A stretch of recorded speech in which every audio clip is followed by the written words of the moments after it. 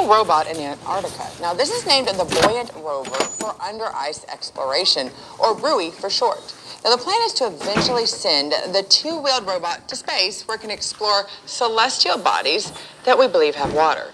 With more RT America's Alex Mihailovich joins us from Toronto. I mean, you're the closest thing that we can get to space, so you got the story today on this, Alex. There are high hopes for this robot. What makes it so special?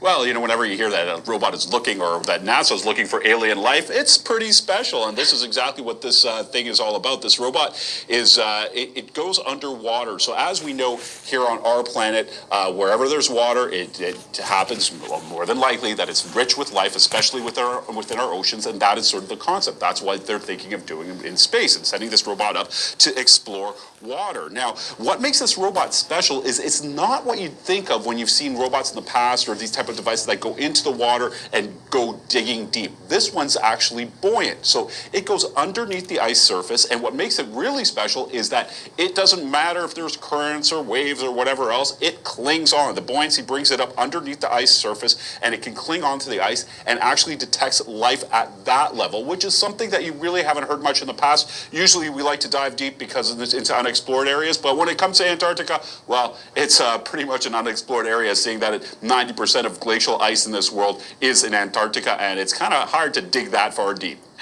Definitely not something you do just a simple ice pick. So do scientists have any specific locations that they have found in space where they already know they want to send this underwater rover?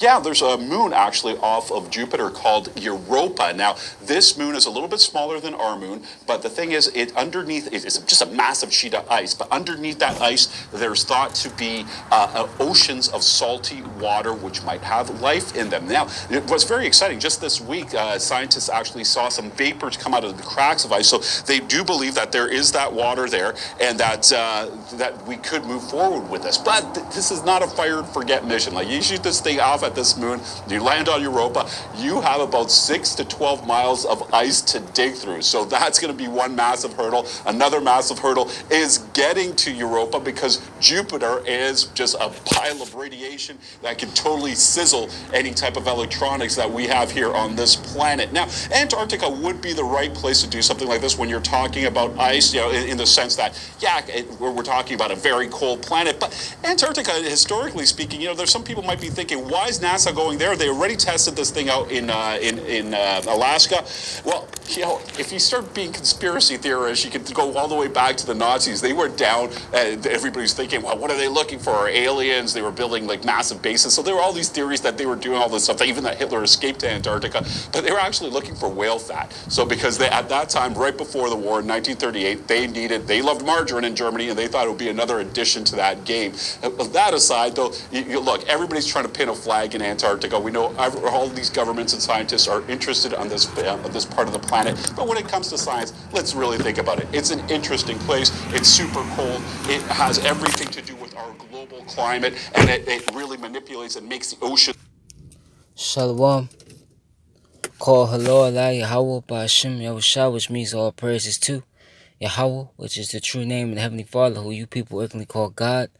Ba'ashem, in the name of Yahushua, which is the name of the only begotten Son, who you people out there ignorantly call Jesus Christ. Those are the true names of the Heavenly Father and the Son. Plus, I'm going to give a shout out to the Alchemy that's pushing and spreading His word throughout the four corners of the earth, who's also uplifting the names Yahweh Ba'ashem Yahushua. Also to the Israelite foreigners, the speckled bird out there whose bloodline traces back to Abraham, Isaac, and Jacob, our forefathers, though you may look like the heathen nations that you're scattered amongst, as I'm about to get on this chart.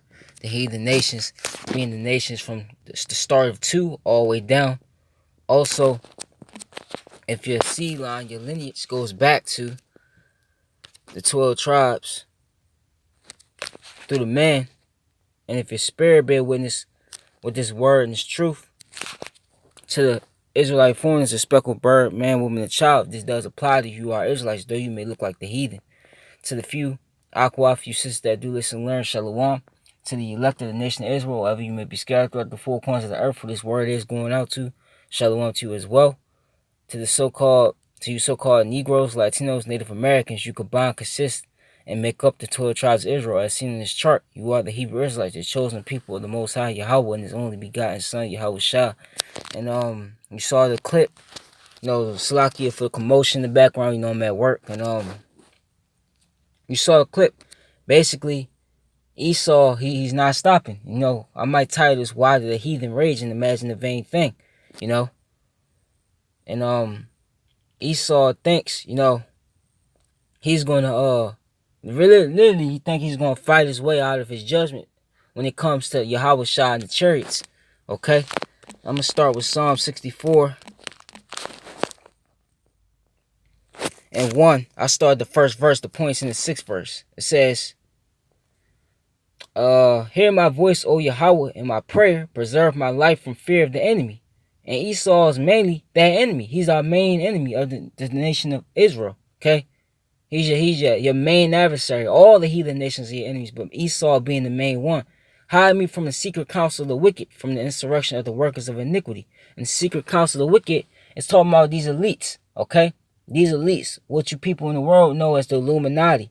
Okay, that's who it's talking about in this verse. This whole chapter is dedicated mainly to them. Okay, and they're the wicked. Okay, they also descend from who?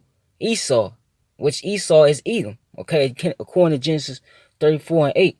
Says, who whet their tongue like a sword and bend their bows to shoot their arrows, even bitter words, that they may shoot in secret at the perfect. Suddenly do they shoot at him and fear not. Who is the perfect represent? The perfect represents Yasharallah, which is so-called Negroes, Latinos, and Native Americans, including Yahweh, okay, and Yahweh Shah, okay? That they encourage themselves in an evil matter, they commune of land snares, probably they say who shall see them. And this is one of those snares that they're trying to lay. They're trying to fight off what I'm about to show anybody is new, the chariots, okay, the chariots of Yahweh by Shemel Shah, okay, by setting up a so-called space force, Now they're putting the NASA, which is ran by Esau, okay, is basically making an underwater alien hunter. It says they search out iniquities, they accomplish a diligent search, both the inward thought, every one of them, and the heart is deep, okay, and that's the point. They search out a diligent search. These elites, they go through these scriptures and they have actual so-called scholars or people that will, search these things out to look and see if, it's accurate with the scriptures. And they come to find out that it is accurate. Okay? So that's why they're preparing, like I said, to shoot at the perfect. And I'm gonna get this real quick.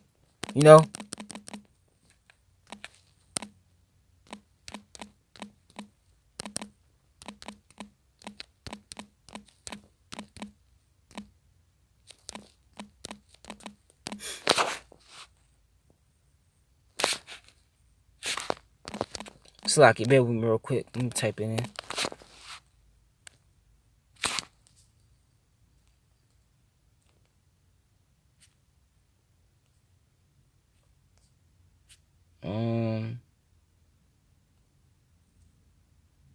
Yeah, Psalms 94 and 11.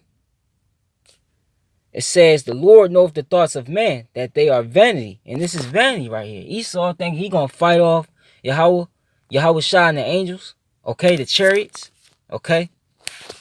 It's vanity. Okay. And I'm gonna show you why he's doing it. Because if you go in the scriptures before, let me get Psalms 103.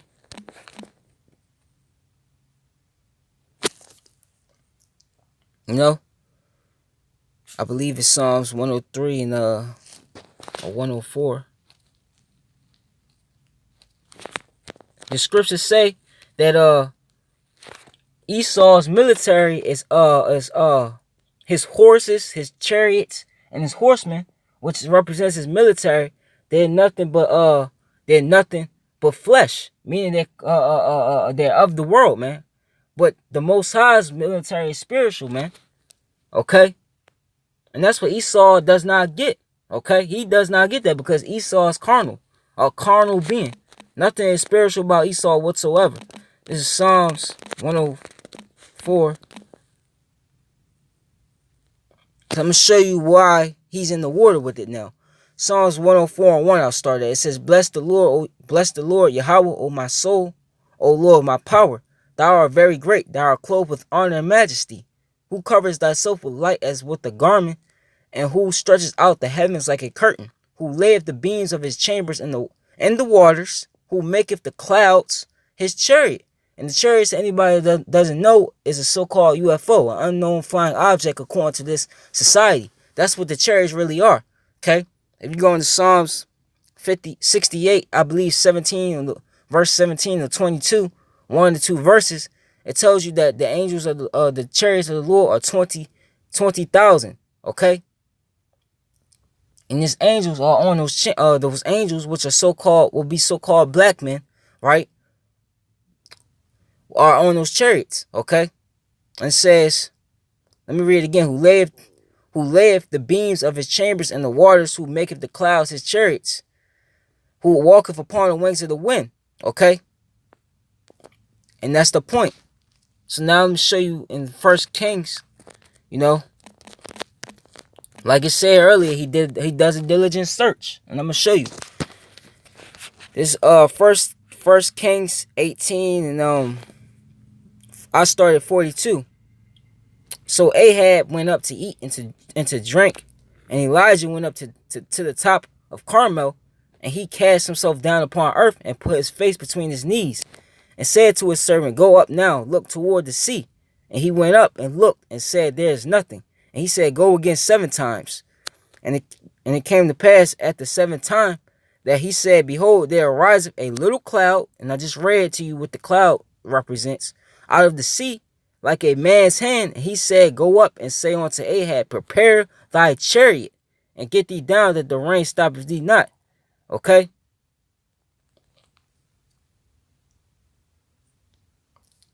So,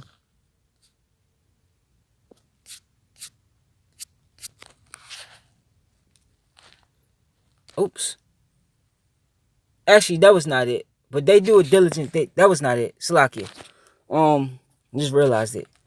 But Esau, point being is, Salakia for that. But point being is, those clouds, represents the chariots. Okay?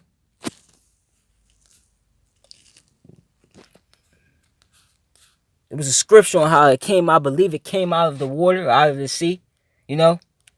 But Esau knows. That's the point, man. It says, hold on.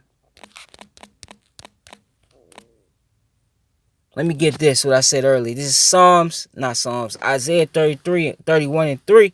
Woe to them that go down to Egypt, which this is spiritual Egypt, according to Revelations 11 and 8 and Joel 3 and 19. Okay? And also 2 Ezra, the 15th chapter. For help and stay on horses and trust in chariots, because they are many, and in horsemen, because they are very strong. But they look not unto the Holy One of Israel, neither seek the Lord. And that's talking to a majority of our people, because a majority of our people believe in Esau's military. They believe in America, Babylon, the Great Period. Okay? And they want this place to continue on. And they know that America preserves, okay, power through its military. Okay? Mainly through its military. Yet he is also wise and will bring evil, and will not call back his words, but will arise against the house of the evildoers and against the help of them that work iniquity. Okay? And who are the evildoers? I just read in Psalms the 64th chapter that that the secret counsel of the wicked, they're the Edomites, but the elites of them. Okay? They're the one that's pushing and spreading mass confusion and wickedness upon earth. That's why you see everything you see now going on the way it is. Because they've done that. It's the results of them, okay, that's doing that. Okay? Now the Egyptians are men and not God, and their horses flesh and not spirit. When the Lord shall stretch out his hand, both he that helpeth shall fall, and he that is hoping shall fall down. They shall all fail together. Okay? And that's going to be Esau's military, man. Because Esau really believes in his heart, because, thy pride, like it says in the book of Obadiah, thy pride have deceived thee, thou that dwellest in the clefts of the mountains. Okay? Who said, who shall bring me down to the ground? Okay? That's Esau, man. Esau has been ruling for so long. He's been getting away with so much iniquity for so long that he believes in his heart, his mind, okay, that he could, just because he defeated all the nations on the earth, He's put Asherah, aka Israel, you so-called Negro, Latinos, Native Americans, under his he's got his foot on your neck that nobody can beat him. Not even Yahweh Shai and the angels. Not even something that comes from another dimension can beat him. Okay? But the point being is his tanks, his air force, his men, okay, his submarines, his killer robots, all these things that Esau has hidden that he's gonna pull out in these times of Jacob's trouble. All that's nothing but flesh. It's all carnal weapons. It's not spiritual like these things is. Okay? But like I said again, Esau is built up with pride. Okay? But that's what's going to deceive him. Okay?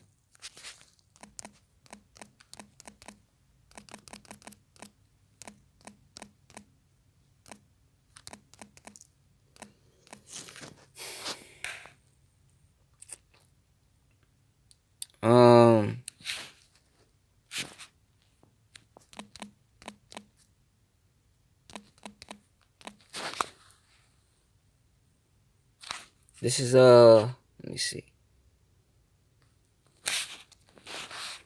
Job.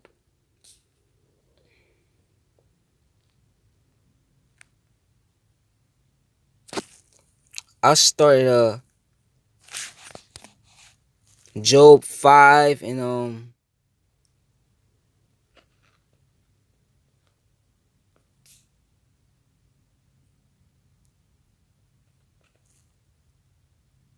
I started Job 5 and 8. It says, I will seek on to Yahweh, and unto Yahweh will I commit my cause, which doeth great things and unsearchable, marvelous things without number. And one marvelous thing is, if you notice, okay, how did you think Esau got into power? Esau got into power because Yahweh set him up, according to Job 9 and 24, okay, and Daniel's, I believe, 4 and 28, if I'm not mistaken.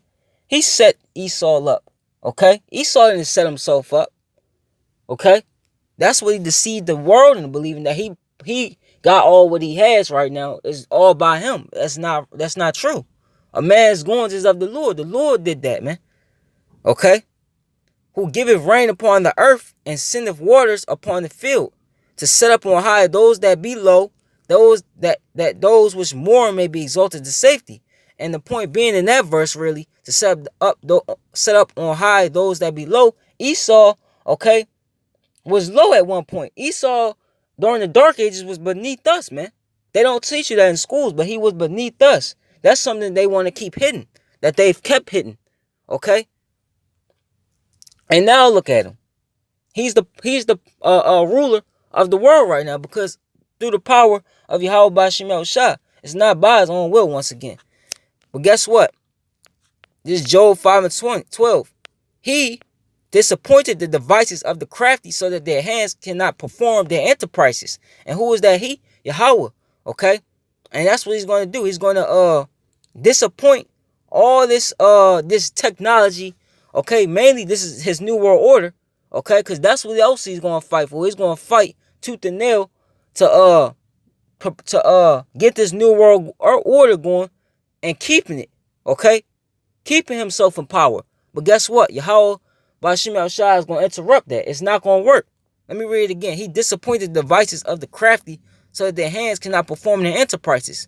So all this technology, all these things that Esau set up to preserve his kingdom, his wicked kingdom, okay, it's all going to come crashing down. Okay, it's not going to work. He taketh the wise in their own craftiness, and the counsel of the froward is carried headlong. Okay? So that's what's going to happen. All this stuff that Esau set up, all this that he's been working for, perfection so-called, it's all going to be shut down by Yahweh Bashim Yahushua, man. Okay? It's all going to be shut down. Him fighting against the chariots, that's going to be shut down. Okay?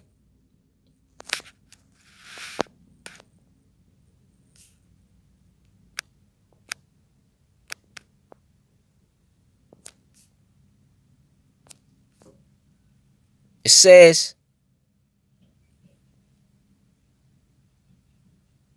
let me see. It says, Yeah, I started 18:5. It says, yeah, the light of the wicked shall be put out, and the spark of his fire shall not shine. The light shall be dark in his tabernacle, and his candle shall be put out with him.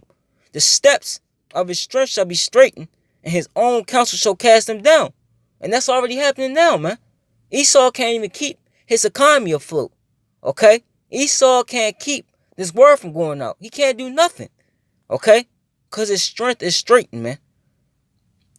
And his own counsel is casting him down. For he is cast into a net by his own feet, and he walketh upon the snare. And he thinking that he's gonna set Space Force up. He's gonna set NASA is gonna put an underwater alien hunting robot underwater. Him thinking that they gonna go into these elites thinking they gonna go into the bunkers and escape Judgment Day, if you like to call it that. Okay? All of it is a snare onto him. It's all set up by Yahweh by Shemal Shah. Yahweh is putting the spirit on to do this. Because Yahweh by Shemal Shah wants to show, okay, wants to put his name out there. Because you people aren't reverencing Yahweh by Shemal Shah. You're reverencing white, so-called white Jesus or any other false deity that's out there. Okay? It says, let me read again. For he cast into a net by his own feet. For he is cast into a net by his own feet, and he walketh upon a snare. The gent shall take him by the heel, and the robber shall prevail against him. And who is going to be the robber? Yahweh Shah is going to, when Yahweh send his son, Yahweh Shah is going to be the robber, man. Because it talks about how he had on his head many crowns. Many crowns from what? The heathen nations, the different high mountains, like the scriptures say, which represents the governments that's ruling. Okay? These heathens that's in power. That's going to be the crowns that Yahweh Shah is going to come and rob them of, man. He's going to rob these heathens of their rulership. Okay? And he's going to use his elect men to do it as well, man. His army, you know? It says, the snare is laid for him in the ground, the trap for him in the way. Terror shall make him afraid on every side, shall drive him to his feet. His strength shall be hunger bitten, instruction shall be ready at his side. Okay? And that's what's getting ready to happen. So you think you're going to fight the chariots of the Lord, all you're doing is you're just going to get destroyed. Okay? It says, let me show you. I've gotten this out recently. It's just, what's out there now. I got to end it here, it's end of a break. But I'm going to show you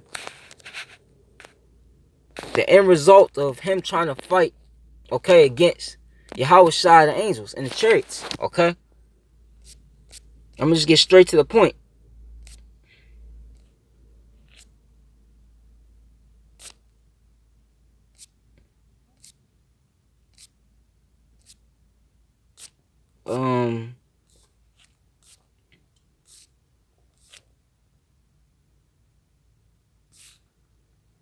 I'm going to start at 6.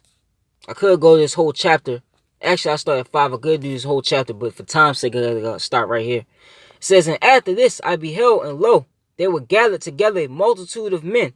It's talking about the heathen nations, because World War III, as I always say, is prophesied, okay, to happen according to the scriptures. These heathens, as you see right now with Iran, Russia, China, the United States, and then all the other countries, they're going to war against each other in World War III. And out of number from the four winds of the heaven to subdue the man that came out of the sea, right? So they're going to see these chariots, and they're going to try to band together and fight against Yahushua, okay? And you seen that with that video when Iran was shooting at the so-called UFO, and they were just missing, man. That's what they all going to try to do. But I beheld, and lo, he had graved himself a great mountain and flew up upon it. But I would have seen the region or place without the hill was graven, and I could not. And after this I beheld, and lo, all they which were gathered together subdue him, who? Yahushua and the angels, okay, were sore afraid, and yet there's fight. So they're gonna be afraid, but Yahweh Bashim Yahushua, Yahweh, actually, he's gonna put the spirit on them fight anyway, okay? Because they're going to be scared when they see this. They ain't going to know what to do. But he's going to put the spirit on them to fight, especially Esau, Edom. And lo, as he saw the violence of the multitude that came, he neither lifted up his hand, nor held sword, nor any instrument of war. But only I saw that the scent that he sent out of his mouth, the fire basically coming out the chariots, as it had been a blast of fire, and out of his lips a flaming breath, and out of his tongue he cast out sparks and tempests, and they were all mixed together, the blast of fire, the flaming breath, and the great tempest, and fell with violence upon the multitude was prepared to fight, and burned them up every one. And a prime example, best example is watch the movie, the new one, the recent one, the movie World at Wars. That shows you exactly what that's going into. Okay? If you want to see it in that movie. So that upon a sudden of an innumerable multitude, nothing was to be perceived, but only dust and smell of smoke. When I saw this, I was afraid. So basically, they're going to try to fight the chariots. Okay? Starting with Esau. And what's going to happen? The chariots is going to destroy him. So once the chariots shoot at him, what are you going to see? All you're going to see is nothing but dust. Meaning they got defeated on sight. That's what's going to happen, man.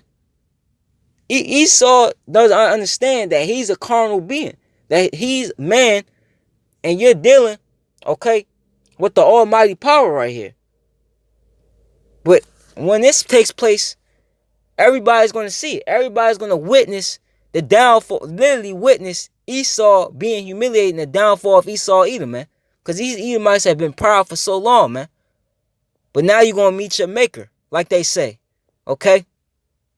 So, Yahweh righteous Zaydas was edifying. Call her Lord Allah Yahweh Ba'ashim Yahushua. Shalom to the elect. Abad Babo, Wa, Abad Ha, Ayabaya. Okay? Shalom.